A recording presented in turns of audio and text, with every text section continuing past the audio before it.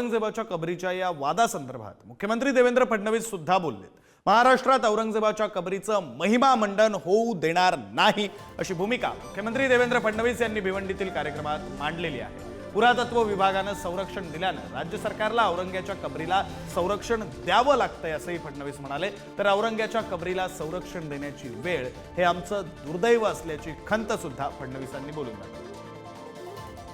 ऐसा व्यक्ति जिसने क्रूरता की हदें कर डाली है वह हमको अब सहन नहीं होता है और आवश्यकता पड़ेगी तो हमारे ये सब कार्यकर्ता उस कब्र को उठा करके फेंक देंगे समुद्र के अंदर।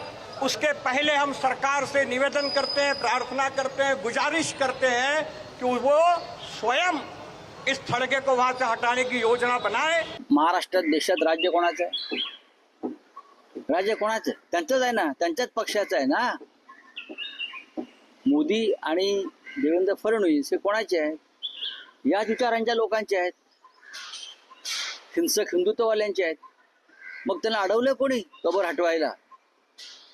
शासनाने हटवावी ना, मारामारी कशाला करताय, नाटकं कशाला करताय, लोकांना त्रास का देताय? तुम्ही इतिहासात औरंगजेबाला काढू शकत नाही आणि औरंगजेबाला काढलं तर तुम्ही शिवाजी महाराजांना समजवू शकत नाही।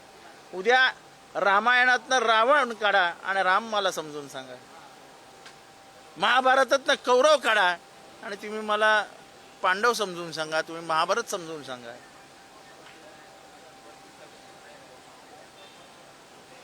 असे क्रूर कर्म असतात म्हणून माझा माणूस हिरो होतो।